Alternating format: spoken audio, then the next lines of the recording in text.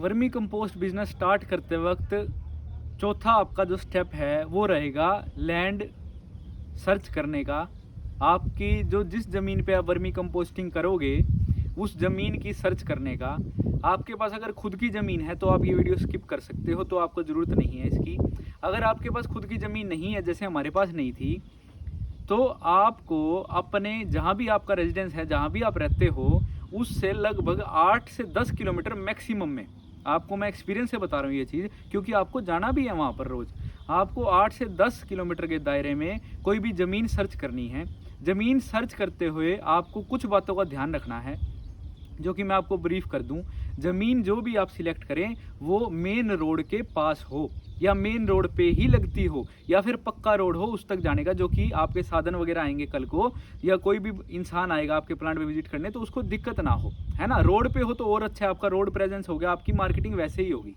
दूसरी बात, ज़मीन पे पानी ना भरता हो। कई ज़मीन नीचे होती है तो उसमें पानी भर जाता है बारिशों में, तो बड़ा दिक्कत आएगी आपको।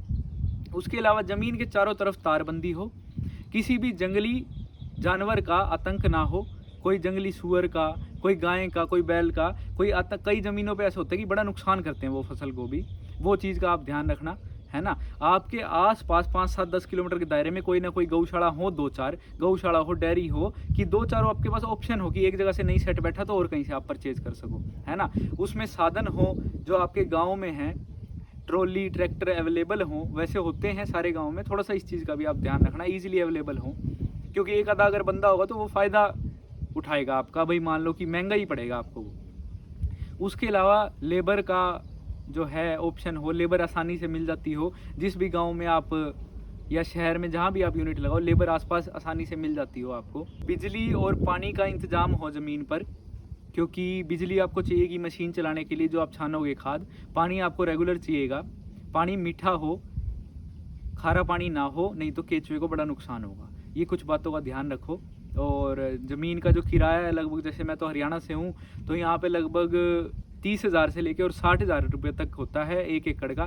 डिपेंड करता है ज़मीन का मौका क्या है ना, ज़मीन की क्या हालत है, ज़मीन कैसी है ना। तो उस चीज़ पे तो लगभग आपको एवरेज मानो एक 50,000 के आसपास 1 किले का, 1 एकड़ का पूरे साल का जो है आपका किराया लगभग होता है। तो ये चीज़ें आप देख के और अपने आसपास जहाँ भी आप रहते हैं वहाँ पे कर सकते हो।